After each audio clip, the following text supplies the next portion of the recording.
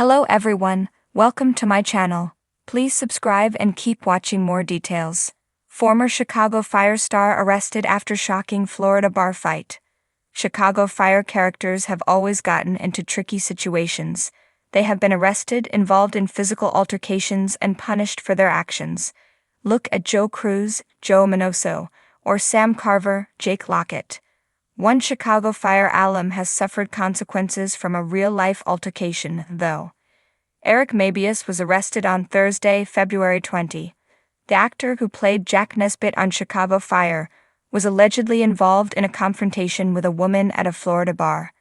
Police told Hello Magazine that Mabius was belligerent and pushed the aforementioned woman to the ground. She'd be told to leave the bar shortly before, and allegedly began spitting at the bartender. The situation got worse, apparently. A separate TMZ report claimed that the actor pushed another woman to the ground and ripped a handful of hair from her scalp in the process.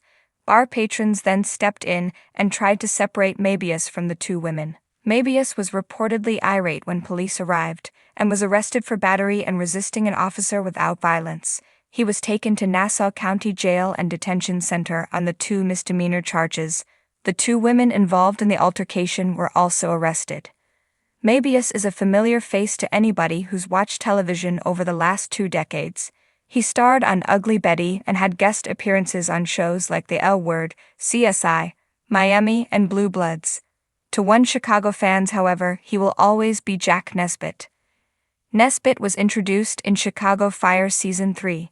He's a firefighter who owned a Windy City strip club called Stilettos. He hired Matt Casey, Jesse Spencer, to help him out with some contraction in the club, since the 2 men were friendly, but in reality, Casey was there as an informant for Chicago PD.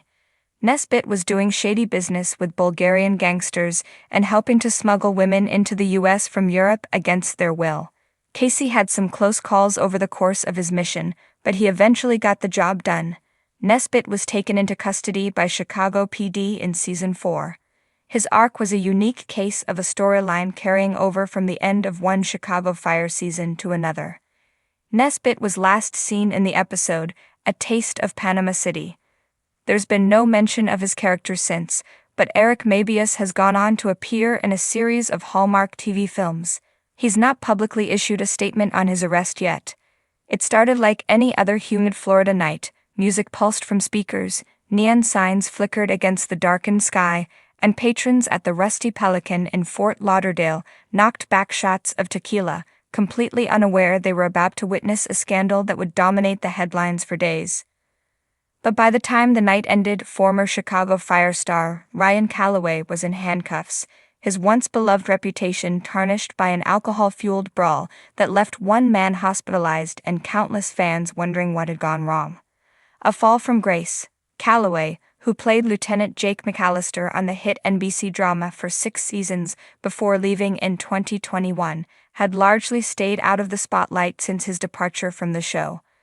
While his on-screen persona was known for being the fearless, noble firefighter who always put duty above all else, the man who staggered into the Rusty Pelican that night was anything but heroic. Sources at the bar reported that Calloway arrived with a small group of friends, already appearing slightly intoxicated. Dressed in ripped jeans and a fitted black t-shirt, he had the swagger of a man who had once been the center of attention but was now desperate to reclaim the spotlight. Bartenders noted that he was ordering whiskey doubles at a pace that suggested he wasn't there for a casual night out. He was there to forget something, the incident. Witnesses say the trouble started around 11:30 p.m. when Calloway was approached by an enthusiastic fan, a tourist from Michigan named Derek Larson. The 34-year-old man, who had been vacationing with his fiancée, reportedly recognized Calloway immediately and asked for a photo. Calloway initially agreed but grew irritated when Larson, already a few drinks deep himself, made an offhand comment about how the show was never the same after his departure. Something in Calloway's face just changed. One witness recalled, "It was like a switch flipped." Calloway allegedly shoved Larson's phone away, sending it crashing onto the tile floor. When Larson, startled, bent down to retrieve it, Calloway muttered something under his breath. Words that several bystanders claim were far from friendly. Then, without warning, the actor swam.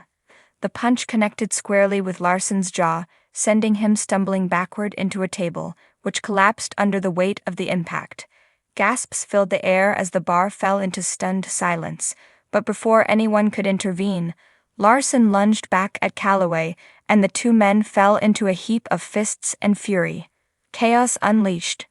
Bartenders yelled for security as patrons scrambled to get out of the way.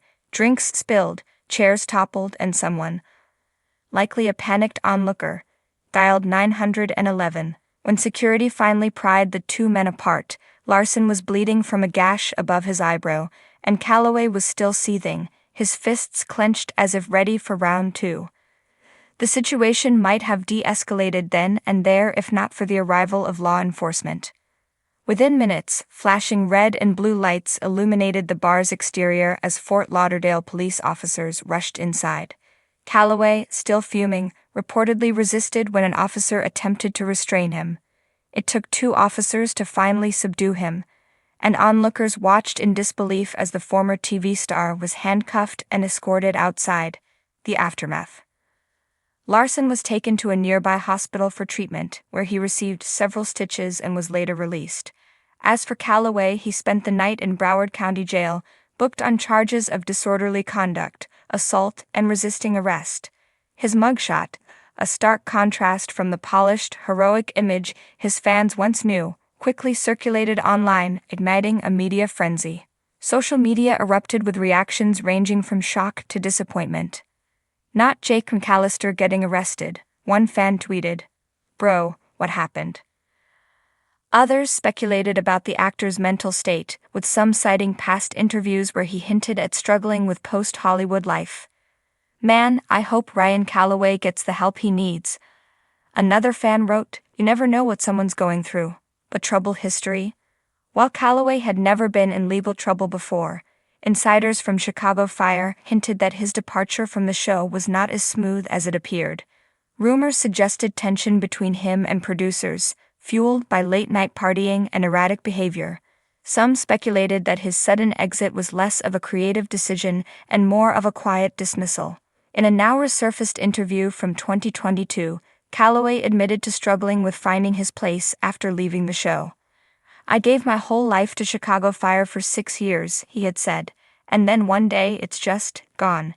You wake up and realize you don't have the thing that defined you anymore. It's hard." What comes next? As Calloway awaits his court date, questions remain about whether this was an isolated incident or a symptom of something deeper. His lawyer, in a brief statement, suggested that alcohol played a significant role in the night's events, and that Calloway planned to seek counseling. Meanwhile, Derek Larson has already signaled his intent to press charges, meaning Calloway's legal troubles may be far from over. For now, fans of Chicago Fire are left grappling with the reality that the actor who once portrayed a heroic firefighter is now the subject of headlines for all the wrong reasons. Whether Calloway will recover from this public downfall remains to be seen, but one thing is certain: this is a firestorm he won't be putting out easily.